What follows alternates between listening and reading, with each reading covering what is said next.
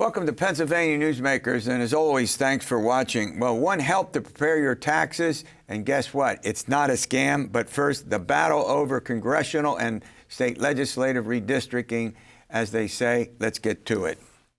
Welcome to the fast-paced and unrehearsed weekly discussion featuring the leaders who help shape your world. Join us as we address the issues that impact you each and every day. This is Pennsylvania Newsmakers. And now, here's your host, Terry Madonna. All right, we're going to take up some important topics that have been in the news, and joining me to chat about them is John Micek. He's the editor-in-chief of Pennsylvania Capital Star, and Angela Couloumbis with Spotlight PA. I'll tell you what, Angela, every day there's some nuance to the legislative and congressional redistricting. First of all, before we get into the debate over them, explain the difference between how congressional redistricting is done in our state and the state legislative redistricting. So to recap pretty quickly, every 10 years there's a census based on population changes. Redistricting takes place. There's a different method for drawing congressional lines. That is done through the traditional bill process, and a different process for the state legislative lines, which is done by a reapportionment commission that includes the four major leaders, political leaders in the legislature, and then an independent person overseeing it. Both are ongoing as we speak. Both are likely to be caught up in legal challenges. Cold court? Is it cold court? Yeah, I mean, I think we're going to see some repeat of some of the legal challenges of the past decade. And really the issue looming over everything is the May primary, the May 2022 primary, and will these maps be done in time for people to run under these new maps? Right. Well, John Micek, I'll tell you something. The Republicans control the state legislature, and they're doing congressional districts, and Democrats are unhappy with it. On the other hand, the Democrats really control the state legislative map drawing through a reapportionment commission of 5 people. It ends up it's 3-2, Democrats, Republican. And guess what? The Republicans are unhappy. Do I got that about right? Yeah, that's right. I mean, the state is set to lose 1 congressional seat this year, dropping from 18 districts to 17 districts because of the census data Ange mentioned a moment ago. They're losing population and because of shifts in the state's population. The Legislative Reapportionment Commission is a funny thing. The map that was drawn by the chairman is the former University of Pittsburgh Chancellor Mark Nordenberg. Sort of nominally, and I think nominally favors Democrats, makes it like a 50-50 map with chances for Democratic pickups. Republicans are not happy about this. Seth Grove, who's the York County Republican who chairs the House State Government Committee, is talking about a constitutional amendment now to change the reapportionment process to a 11-member commission where the legislature would get final veto over any map that it finally approves. So that, Republicans were not happy at all. And right now, Angela, the governor and the executive branch plays no role. Neither does the legislature as a whole in doing state lawmaking redistricting, correct? The legislature, in the sense that they are the leaders are on the reapportionment commission, but they do have to agree on that process. But yes, the governor is not involved in the drawing of the state lines. But I think one of the important things here is that,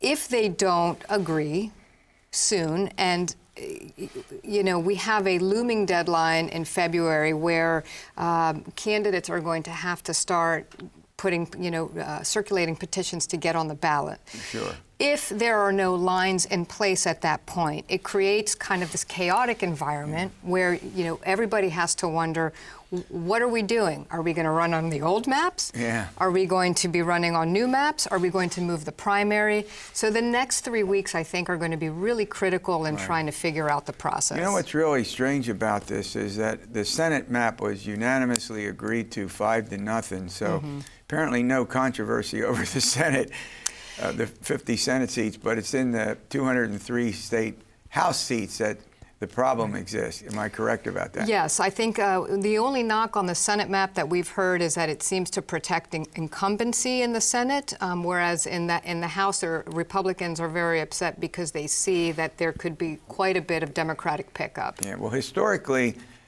when the Reapportionment Commission has done its work, it's been mostly about protecting incumbents. Do I got that about right, John? Yeah, I mean, that was the way it was. Not anymore. That was the way it was 10 years ago. But then, the personalities were different. Mark Nordenberg, the chairperson, is a very different kind of chairperson. He's taken a much more hands-on role. He hired his own mapper. It's very different to the process in years past. Okay, let's run to a break. When we come back, I want to talk about probably one of the most U.S. Senate races in the country. I don't think that's in doubt. And I'll tell you, I can't name the candidates. I have the list here in front of me. There are that many. And we're not just talking. We did the governor's race last week, but it doesn't matter what race you're talking about, senator, governor, except on the Democratic side, where a guy named Josh Shapiro for governor looks like he's going to be the nominee of the party. And we'll get to the U.S. Senate race after these words. This broadcast of Pennsylvania Newsmakers is presented by the Pennsylvania Chamber of Business and Industry, the statewide voice of business, and by the Pennsylvania State Education Association, bringing the power of a great education to our schools, our students, and our communities.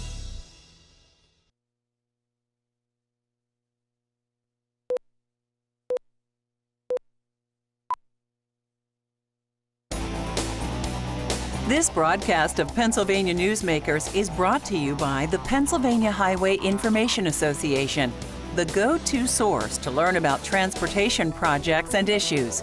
Please visit pahighwayinfo.org. And by the Pennsylvania Manufacturers Association. Business in Pennsylvania is our business.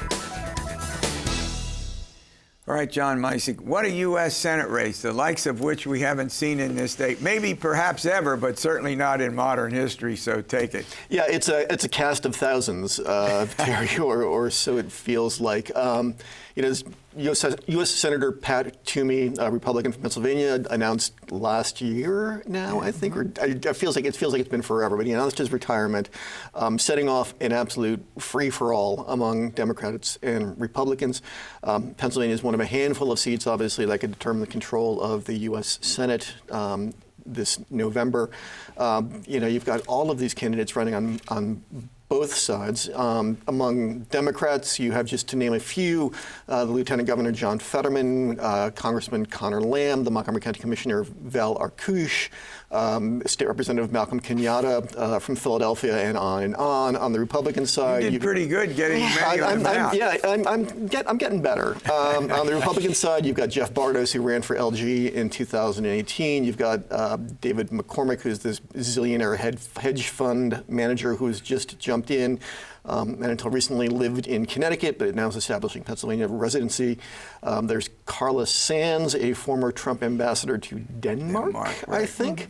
Dr. Mehmet Oz, the cable news host who apparently lives in New Jersey or maybe lives in Montgomery County, but he also, too, is in the race. With his in-laws, perhaps. His in-laws. It's the Democratic side appears to be kind of settling in among those top four candidates I alluded to a moment ago. There's much more of a feeling, I think, that the Republican race is a lot more wide open. Sean Parnell, who was the Trump-endorsed candidate from Western Pennsylvania, he dropped out a few weeks ago after going through a pretty messy child custody proceeding out in Pittsburgh. And that kind of created a vacuum on the Republican side of the ledger, and establishment Republicans are now looking for somebody who can be the standard bearer over there. I'll tell you what, Angela. There's an unusual cast of candidates, and I don't mean that in any negative sense. They certainly have a right to run, but we have as John points out, we have a TV personality. We have a million, if not a billionaire former hedge fund individual who's a candidate, who grew up in Bloomsburg. His father was Jim McCormick, the chancellor of the state system and a former president of Bloomsburg. We have Carla Sands, who spent 4 decades out in Hollywood, or I should say California, an actress, part part-time. And then we have a lawyer who is a boxing commissioner. I mean, these are not the normal backgrounds that we find in candidates running for major offices. Right. No, absolutely. But it's not a normal election year. I think it is a 2022 is a really critical time, particularly when you're talking about Congress, right? I mean, you have President Biden entering the second year of his first four-year term, and it is imperative for Democrats in Washington to retain control of the U.S. Senate and obviously the House of Representatives. So I think what you're seeing is an amalgam and a group of people that don't necessarily fit the mold of a traditional politician, because the last 3 years have shown that people want somebody different in these positions. They want people that look and talk like them, as opposed to having these long political careers. And it could be perhaps the most expensive Senate primary in Pennsylvania history. Would that surprise you? No, I mean, I was talking to a Republican consultant the other day who told me that the spending over the last you'd think you were in the final days of the primary rather than being, more than 3 months out. Mr. McCormick is on TV, Dr. Oz is on TV. I think on the Democratic side, Fetterman and Lamb have also launched television commercials. I mean, because Terry, as you well know, this is a big state, and to reach voters, you have to be on air. And as Yogi Berra used to say, it gets late early these days now too. Okay. Look, I want to thank you both for coming in. We'll have you back. Lots to talk about. All right, coming up, want help to prepare your taxes? We think we can do that after these words. This broadcast of Pennsylvania Newsmakers is brought to you by CrossState Credit Union Association. Credit unions, where people are worth more than money. To find a credit union that is right for you, go to ibelong.org. And by the Energy Association of Pennsylvania, Pennsylvania's energy information source.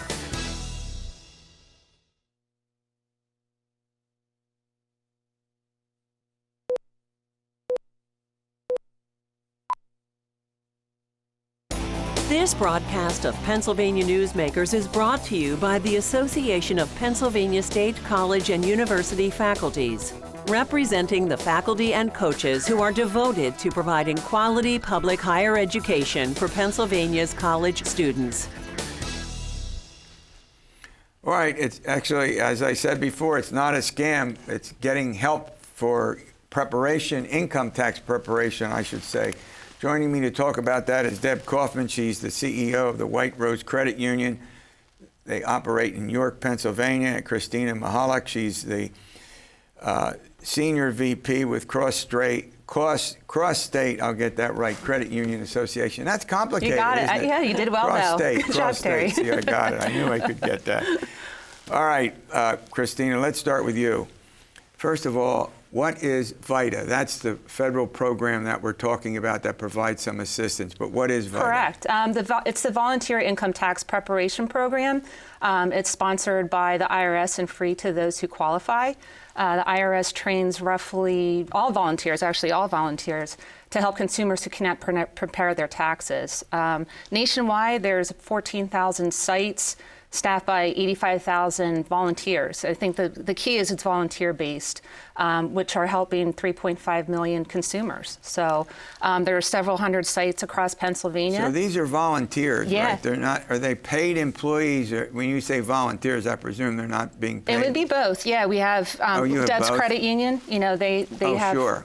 Yeah, so there's several hundred sites across Pennsylvania. There's over a dozen credit unions that are participating in the program, which Deb can attest to. Overall, for years. they're mostly unpaid volunteers that are just Unpaid, doing it yeah, out of the goodness. Yeah. So, well, who's eligible for it? Those that are making less than $54,000 in the household, those with disabilities, the elderly, and also some of those that with limited English availability to understand taxes. And These are people who can't prepare themselves, the taxes correct. themselves. And Go rather ahead. than going to a big company that charges, this is a free service for those that qualify. Yeah. and it helps them Is this a new get the program? most. I've never heard of this program before. No, this is No. definitely a very old program. I'm An not old sure how program, long but- it's been going on, but I know White Rose has been involved in it for 10 years. 10 So, years. Yeah, but it's definitely been going on longer than that. And there's a whole, we'll get into how many are involved, Sure. credit unions, Yeah. and we'll do that later. All right, so here's the big question. Why use it? I mean, I think that's fairly obvious, but Yes. explain it. Why use it? I think the main thing is it's a free service for those that qualify. You know, as Deb said, credit unions in this program kind of fills that tax void for those that go to companies that might charge excessive fees to do tax work. You know, most locations offer electronic filing, so you can get your refund within 15 days. And volunteers are trained, you know, to maximize your refund, including the earned income tax credit, which is huge Yes. for a lot of families. You know, I'll tell you, I never heard of the program. Now, just because I haven't heard about it doesn't mean that other people haven't heard about it. But I will say, I'll bet you a lot of people are not even aware of it, or am I wrong about that? You're correct. Yeah, I think it's getting the message out of qualification and how to. And we encourage consumers to check out the IRS website, irs.gov. There's locations there and eligibility requirements. So. Yeah. So, do you have a program to, you know, in which you reach out to people? Do you promote it? I mean, Well, a lot of it is done through like United Way, their clients, as well as other people that they've used it in the past. The elderly, they have, you know, through ARP, they have Sure. a lot of volunteers, and they get the word out. Word of mouth is definitely a huge access. And as White Rose, we promote it on our newsletters close to tax time, just to let them know. Yeah, I was going to say, it's something that I would imagine that a lot of people are not even aware of. No. Yeah. No.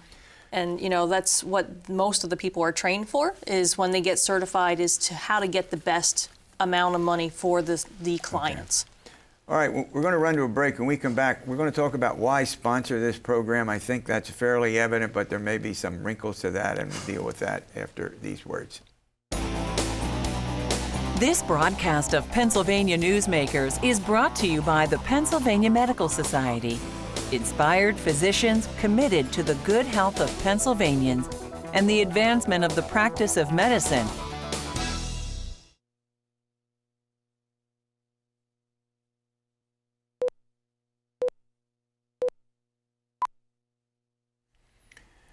Well, as we all know now, the Vita program is very, very important. And I guess a question that I have for you, Deb, is why sponsor it in the first place?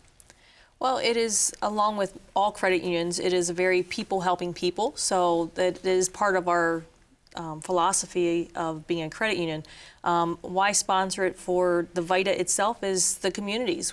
All credit unions are part of the community, and we try to participate in our communities by helping the people save money. I mean, rather than going to a large company and being charged $100, or even getting their direct deposits for their tax income at a cost because they want to get it quicker, we can do a whole lot better for that, where we don't charge at all. Yeah, and some people don't even realize they qualify for it. That's one point. And then Yes. some folks, just charge excessive fees, right? Yes. And a lot of the companies, they don't realize, as well as the people, they don't realize that they even qualify for the earned income tax, which can be up to $6,400 for some families, which is huge to That's get as a huge refund. for everybody. Yeah. I know. So that is very well known that it's something that is lost. Yeah, and just to add on that, more than 25% of Pennsylvania taxpayers qualify for the earned income tax credit, but they don't Say that claim again, it. repeat that. That's important. 25% of Pennsylvanians qualify for the EITC for short, but they don't claim it. So, with the Vita program and credit unions, raising that awareness factor by working with those consumers, we're able to provide more dollars on the table with their tax refunds than losing it. So, And given the economy right now, Right. with inflation, all that, Right. this just adds to the significance of the program. absolutely. Correct? Yes. All right. Well, let's talk about your direct involvement in Vita. Okay.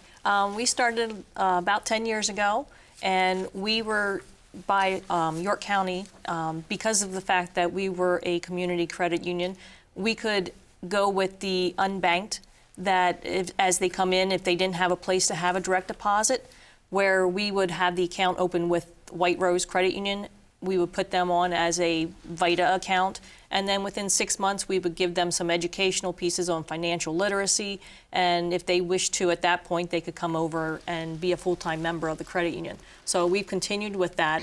That has gotten a little bit less as more people are becoming banked, but while we're trying to do that, we are also 3 of our branches, we have 3 employees certified that we have 1 day a week that they each do Vita all day long.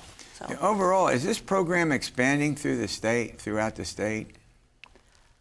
That's a good question. I think since we're coming out of COVID, once again, we're having problems with, I know York County is having problems with getting volunteers. Coming out into the COVID, going out into volunteers, but overall it is a very big volunteer product, Vita. 85,000 volunteers nationwide. That kind of gives you the scale of 85,000 volunteers. Yeah, that's larger than some cities. Yeah, and 14,000 sites. So yeah. And hundreds in Pennsylvania. Yeah. So I would think that in addition to that, once they get involved with this program, there are other services that you provide, and obviously banks provide, maybe not this one in particular, but other services that you would make available to them that might also help. Yes.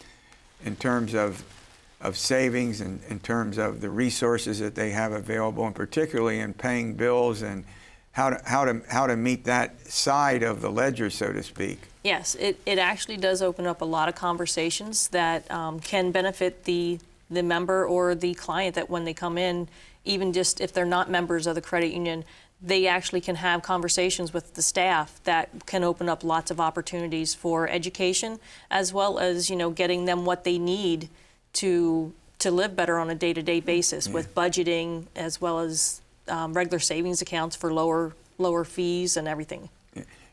Is this program promoted statewide? Do you promote it? we do. Yes, we do. As part of the IRS, we work closely with the IRS, and it's kind of part of credit unions' DNA, particularly assisting those of low and moderate income. So it's one that we're proud of sharing and encouraging other credit unions to participate. So, in short, the more credit unions that can provide a reliable and free service to qualified taxpayers, at the end of the day, they're more likely to be able to improve their financial well-being, and that's really the credit union mission. Yeah, this is a truly important program. I'm glad you could come in and we could chat about it a bit. And I think it's a great help, particularly to people in low and moderate incomes who need the money and who for this it can be helpful. At any rate, we'll see you next week for another edition of Pennsylvania Newsmakers. And as always, stay well.